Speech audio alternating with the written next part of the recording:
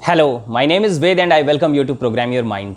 आज life wisdom series में आपके साथ मैं एक ऐसी स्टोरी शेयर करने वाला हूं जिसने मुझे बहुत इम्पैक्ट किया था। और मैं इस बात को समझता हूं क्योंकि मैं साइंस ऑफ माइंड पे वर्क करता हूं, न्यूरो लिंग्विस्टिक प्रोग्रामिंग पे, कि स्टोरीज आपके सबकॉन्शियस माइंड पे डायरेक्टली एक इम्पैक्ट डालती हैं। वो आपके माइंड को प्रोग्राम करती हैं, आपके माइंड में नए न्यूरल पाथवेज क्रिएट करती हैं, आपके बिहेवियर को, आपकी पर्सनैलिटी को, आपकी लाइफ को इम्पैक्ट करती हैं बहुत ही ज़्यादा डीपली।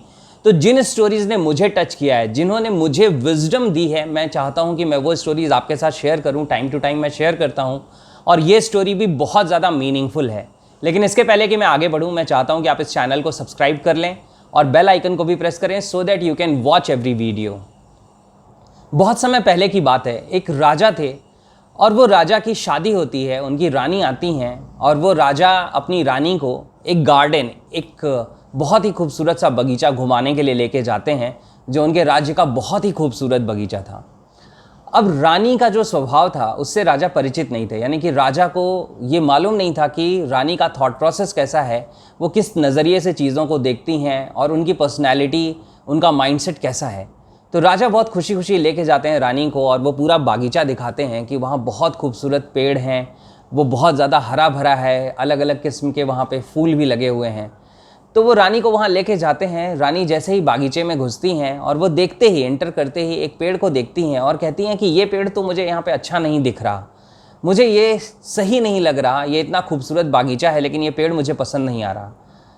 तो राजा ने इस बात को तुरंत अपने माइंड में नोट कर लिया और बागीचा दिखाने के बाद जैसे ही वो वापस राजमहल लौटे, उन्होंने तुरंत अपने माली को यह आदेश दिया कि उस पेड़ को वहाँ से हटा दिया जाए, उसे काट के वहाँ से हटा दिया जाए, वो वहाँ ना रहे क्योंकि वो रानी को पसंद नहीं है। फिर कुछ दिनों के बाद राजा अब इस उम्मीद से कि वो पेड़ वहाँ से हटा दिया गया है और अब तो रानी को बागीचा अच्छा लगेगा, वो फिर से लेके घुमाने के लिए जाते हैं रानी को। और रानी वहाँ जाती हैं और इस बार उस पेड़ को जहाँ से हटा दिया गया था उस पर तो वो कुछ खास ध्यान नहीं देती हैं, लेकिन आगे जाके एक दूसरे पेड़ के लिए वो कहती हैं कि ये पेड़ मुझे यहाँ कुछ अच्छा नहीं दिख रहा, ये बहुत ज़्यादा खूबसूरत नहीं है, पुराना सा हो गया है, बेकार सा हो गया है। तो राजा वापस आते हैं और फिर से माली से कहते हैं कि उस पेड़ को भी वहाँ से हटा दिया जाए।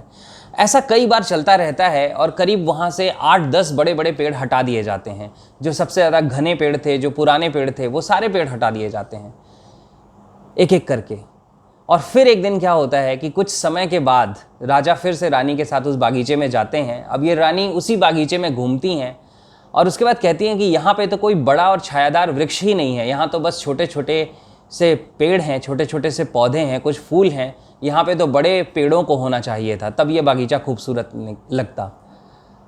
अब राजा को एक शौक जैसा लगता है, राजा को लगता है कि मैंने अपने इतने पुराने जो पेड़ थे, जो इतने अच्छे फल देते थे या इतनी अच्छी छाया देते थे, मैंने रानी को वो पसंद नहीं थे इसलिए इन्हें हटा दिया। और आज रानी कह रही हैं कि यहाँ पे जो वृक्ष हैं वो वैसे वृक्ष यहाँ पर हैं ही नहीं, वैसे पेड़ यहाँ पर हैं ही नहीं जिनसे बागीचा खूबसूरत लगता। तो वो वापस आते हैं और उनके राज्य में एक बहुत ही ज़्यादा विजडम वाले पर्सन थे, एक बहुत ही ज़्यादा वाइज पर्सन थे, एक वाइज मैन थे वहाँ पे। वो वाइज मैन के पास जाते हैं, वो वहाँ के गुरु रहते हैं और उनसे जाके बात करते हैं और वो बताते हैं सारी चीज़ें कि ऐसा ऐसा है और मैं तो समझ नहीं पा रहा हूँ कि रानी को कौन सी चीज़ प्रसन्न कर सकती है, कौन सी चीज़ उन्हें खुशी दे सकती है। तो वो जो गुरु रहते हैं वो राजा से कहते हैं कि तुम ह्यूमन साइकोलॉजी, ह्यूमन बिहेवियर को नहीं समझ पाए हो आज तक, और जिसकी तुम्हें समझ डेवलप करने की ज़रूरत है, तुम्हारे पास वो समझ होनी चाहिए। जिन लोगों को हर चीज़ से दिक्कत होती है, अगर तुम हर उस दिक्कत को रिमूव करते रहोगे, जैसे उन्हें एक पेड़ पसंद नहीं आया, तुमने उस पेड़ को, उस वृक्ष को, वो कितना भी ज़्यादा ज़रूरी था, वो कितना भी ज़्यादा इम्पॉर्टेंट था इन्वायरमेंट के लिए, उस बागीचे के लिए, उसने कितने भी तुम्हें फल दिए थे, लेकिन तुमने रानी को वो पसंद नहीं था इसलिए उसे वहाँ से जड़ से निकलवा के फिकवा दिया, हटवा दिया। और ऐसा ही तुमने और चीज़ों के साथ किया। तो एक बात तुम समझ लो कि जिन लोगों को अननेसेसरीली हर चीज़ से दिक्कत होती है, तुम कितनी भी दिक्कतें वहाँ से निकाल दो, उसके बाद भी वो सेटिस्फाई होने वाले नहीं हैं अपनी ज़िंदगी में। कभी भी ऐसा नहीं होगा कि जब वो खुश हो जाएंगे, क्योंकि खुशी, हैप्पीनेस एक डिसीज़न है, वो डिसाइड करने से होती है। और अगर इंसान खुश रहना चाहे तो ऑलमोस्ट कैसी भी सिचुएशन में खुश रह सकता है। और जिसे बुरा ही मानना है, जिसे दुखी ही रहना है, जिसे परेशान ही रहना है, जिसे परेशानियां ही ढूंढनी है। आप उसे स्वर्ग में भी रख देंगे तो भी उसे कुछ ना कुछ वहाँ पे अच्छा नहीं दिखेगा, कुछ ना कुछ वहाँ पे भी वो परेशानियां आइडेंटिफाई कर लेगा और उसे रिमूव कर देने के बाद, उसे रिजॉल्व करने के बावजूद भी वो खुश होने वाला नहीं है। तो राजा को उन्होंने ये बात समझाई कि देखो और समझो कि जीवन के लिए क्या इंपॉर्टेंट है, जो लाइफ के लिए इंपॉर्टेंट है, जो जीवन के लिए इंपॉर्टेंट है, उन चीज़ों को इंपॉर्टेंस दो।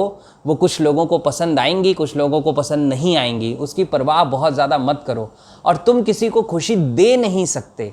खुश रहने का डिसीज़न उसका खुद का होता है, उसका निर्णय उसका खुद का होता है। हम दुनिया में किसी को भी खुशी नहीं दे सकते।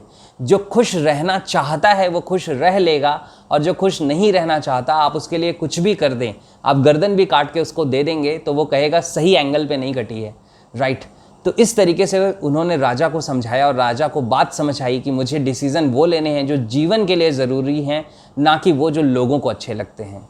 और ये कितनी पावरफुल स्टोरी है, ये कितनी इम्पैक्टफुल स्टोरी है। इसने बहुत ज़्यादा ट्रांसफॉर्मेशन क्रिएट किया मेरे थॉट प्रोसेस में, क्योंकि मैंने इन चीज़ों को समझने के बाद सिर्फ दुनिया को प्लेजर देने वाली चीज़ें जो होती थीं कि उनके लिए मैं ये कर दूं और उन्हें अच्छा लगेगा, वो काफ़ी रिड्यूस कर दी, क्योंकि मेरा फोकस सारा वहाँ पे चला गया कि ज़िंदगी में रिजल्ट ओरिएंटेड, लाइफ ओरिएंटेड होना है, आउटकम ओरिएंटेड होना है। ज़िंदगी किन चीज़ों से बेहतर होगी उस पर ज़्यादा ध्यान देने की ज़रूरत है, राइट। तो इन चीज़ों को समझिए। और कहीं ना कहीं मैंने खुद को चेक किया कि कहीं मैं भी तो इनमें से एक नहीं हूँ। कहीं ऐसा तो नहीं कि मेरा ईगो इतना हाई है कि मुझे इस स्टोरी को सुनने के बाद, इस बात को समझने के बाद दुनिया में लोगों के अंदर बहुत सारी कमी दिखाई दे रही है, ये नज़र आ रहा है कि इसका थॉट प्रोसेस अच्छा नहीं है, इसका थॉट प्रोसेस अच्छा नहीं है। क्या मैं खुद के थॉट प्रोसेस को चेक कर रहा हूँ? कहीं ऐसा तो नहीं कि मेरा खुद का भी थॉट प्रोसेस ऐसा ही हो? कहीं ऐसा तो नहीं कि मैं भी हर चीज़ों में कमियाँ और गलतियाँ ढूंढ रहा हूँ और हर चीज़ों से मुझे इरिटेशन है, अनईजीनेस है और मैं चाहता हूँ कि वो सब रिमूव कर दिए जाएं? ये चेक करिए, अपने खुद के साथ आप ये चेक करिए, राइट। और मुझे ज़रूर शेयर करिए, लिख के बताइए कि इस लर्निंग से, इस वीडियो से, इस स्टोरी से आप क्या समझ पाए, आपको क्या समझ आया, क्या अंडरस्टैंडिंग डेवलप हुई, राइट। एंड इस वीडियो को आप उन लोगों के साथ ज़रूर शेयर करिए जिनकी आप केयर करते हैं, जिनकी लाइफ में आप वैल्यू ऐड करना चाहते हैं। And live the life that you deserve. I will see you in the next video.